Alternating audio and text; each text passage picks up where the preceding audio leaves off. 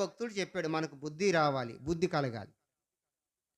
లోకంలో మనుషులు పోయే విధంగా మనము ఎళ్ళకూడదు. లోకంలో చూసి మనము వాతలు పెట్టుకోకూడదు. వాళ్ళిలా యేసుకున్నారు, వాళ్ళిలా జీవించారు, వాళ్ళకింత సౌఖ్యంగా ఉన్నాయి, వాళ్ళింత అనుకున్నారు అని చెప్పి మనం పక్కనోళ్ళ కోసం బ్రతకనవసరం లేదు. మనము మన కోసం మాత్రమే బ్రతకాలి. పక్కనోళ్ళ కోసం బ్రతికితే మనం ఎంతా కాలం బ్రతకలేము. ఎందుకంటే కొద్దిసేపే బ్రతకగలం. మనం ఎవరిని మెప్పించనవసరం లేదు. మన బ్రతికి నేను ఎక్కువగా అందమైన వస్త్రాలు కొనుక్కొని, వేలకు వేల వస్త్రాలు కొనుక్కొని, నేను కూడా డామనుకోలే. ఎవరు ఏమనరు. ఎవరికి మన పేరు పెట్టరు. అది మన అభిప్రాయమే. చాలామంది ఏమనుకుంటారంటే భోజనాల దగ్గర కానీ, లేకపోతే వస్త్రాల దగ్గర కానీ, ఇవన్నీ అనుకుంటారు. నిండు వస్త్రాలు గనుక నేను ధరించుకుంటే నేను గొప్ప అనుకుంటారు. ఎవరు కూడా గొప్ప అనుకోరు. కాసేపు చెప్పి వెళ్ళిపోతారు కనపడ్డాం కాబట్టి. అంతేగాని ఫోను చేసి మాట మాటకి బలేసుకున్న వస్త్రాలు, ఆహా! బలేసుకున్నా అని చెప్పి రోజంతా పొగడరు. అప్పుడు ఏదో కనపడ్డాం కాబట్టే ఆ రోజుకి ఫిష్ అయిపోద్ది. ఎవరి కోసం మనం బ్రతకనవసరం లేదు. మనము ప్రభు కోసం మనం బ్రతకాలి. మనం చనిపోయినాను, బ్రతికినాను, ప్రభు కోసమే బ్రతుకుచున్నాము, ప్రభు కోసమే చనిపోతున్నాము అనే వాక్యం చెప్పినట్లుగా మనము ప్రభు కోసం బ్రతకాలి.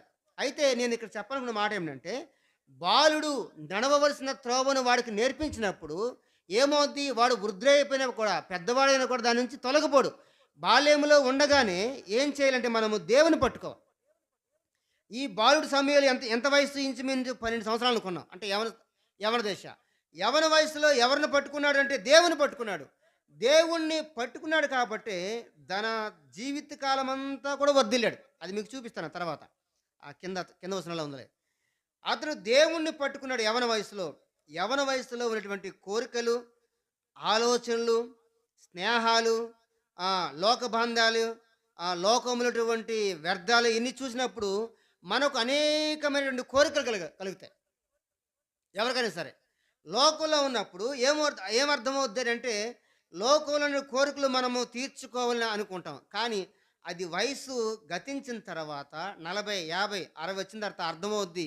ఇదంతా చేసింది నాకు వ్యర్థమే అని అర్థమవుద్ది. అందుకని మరి పరమగీతాల గ్రంథంలో సొలొమోను భక్తుడు చెప్పాడు. సూర్యుని క్రింద ఉన్నటువంటి ప్రతీది కూడా అంతా కూడా వ్యర్థమే. ఎందుకంటే సూర్యుని క్రింద నేను ప్రయాసపడేది ఏది కూడా అంతా వ్యర్థమే.